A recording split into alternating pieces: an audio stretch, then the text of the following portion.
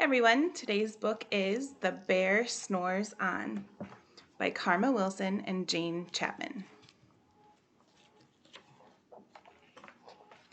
In a cave in the woods in his deep, dark lair, through the long, cold winter, sleeps a great brown bear. Cuddled in a heap with his eyes shut tight, he sleeps through the day and he sleeps through the night. The cold winds howl and the night sounds growl, but the bear snores on. An itty-bitty mouse, pitter-pat tiptoe, creep crawls in the cave through the fluff cold snow. Mouse squeaks, too damp, too dank, too dark. So he lights sweet twigs with a small heart spark. The coals pip-pop and the wind doesn't stop, but the bear snores on. Two glowing eyes sneak peek in the den. Mouse cries, "Who's there?" And a hare pops in.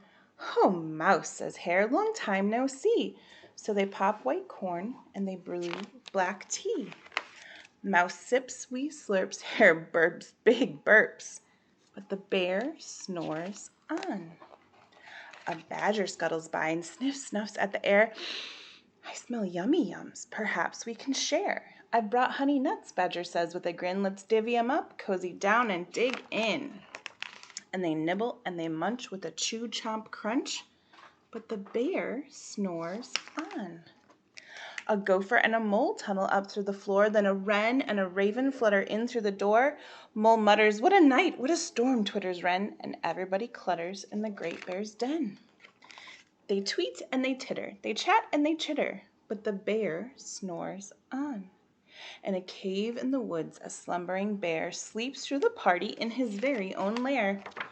Hare stokes the fire, Mouse seasons stew, then a small pepper fleck makes the bear achoo!